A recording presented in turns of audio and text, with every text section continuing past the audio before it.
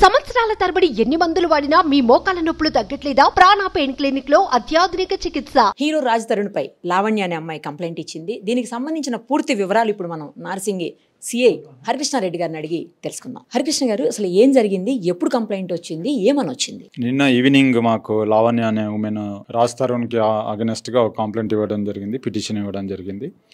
So వీళ్ళిద్దరు ఒక 10 years అబో రిలేషన్షిప్లో ఉన్నట్టుగా, ఆ రిలేషన్షిప్లో ఉన్న తర్వాత రీసెంట్గా రాజ్ తరుణ్ వేరే అమ్మాయితో ఈ అమ్మాయిని వదిలేసి వేరే అమ్మాయితో రిలేషన్లో ఉన్నట్టుగా, వీళ్ళిద్దరు కలిసి సినిమాలు చేస్తున్నట్టుగా, తర్వాత వేరే సిటీస్కి తిరుగుతున్నట్టుగా, ఈమె నెగ్లెక్ట్ చేస్తున్నట్టుగా, ఈమె రాజ్ తరుణ్తో ఉండాలనుకుంటున్నట్టుగా, ఆయన ఈమెకు కావాలి అన్నట్టుగా, ఈ అవతల అమ్మాయి ఎవరైతున్నారో ఆ అమ్మాయి కానీ కావచ్చు, అమ్మాయి ఫ్యామిలీ మెంబర్స్ కావచ్చు, ఈ లావణ్యని థ్రెటన్ చేస్తున్నారు అన్నట్టుగా ఒక పిటిషన్ ఇవ్వడం జరిగింది.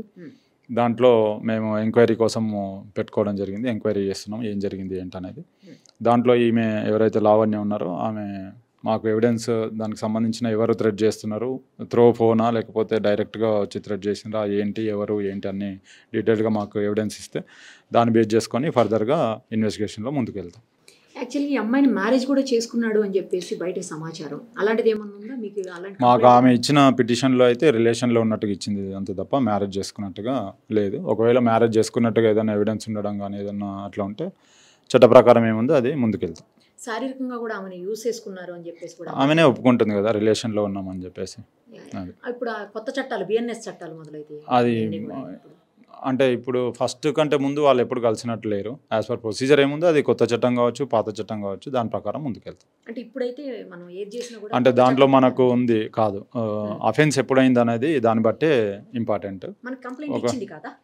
కాదు అఫెన్స్ ఎప్పుడైంది, ఏ డేట్ రోజు అయింది, కొత్త చట్టాలు అమలైన తర్వాత, దానికంటే ముందా, ఒకవేళ ముందైతే పాత చట్టాల ప్రకారం సెక్షన్స్ పెట్టుకుంటాం.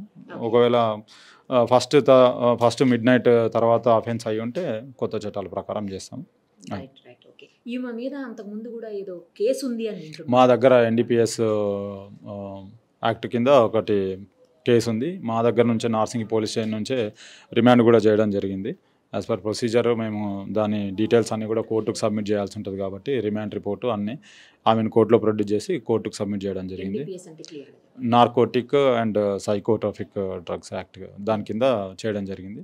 ఫర్దర్ కోర్టు ముందుంది కాబట్టి ఆమె పైన ఏ చర్య తీసుకోవాలన్నా కోర్టు పరిధిలో ఉంటుంది.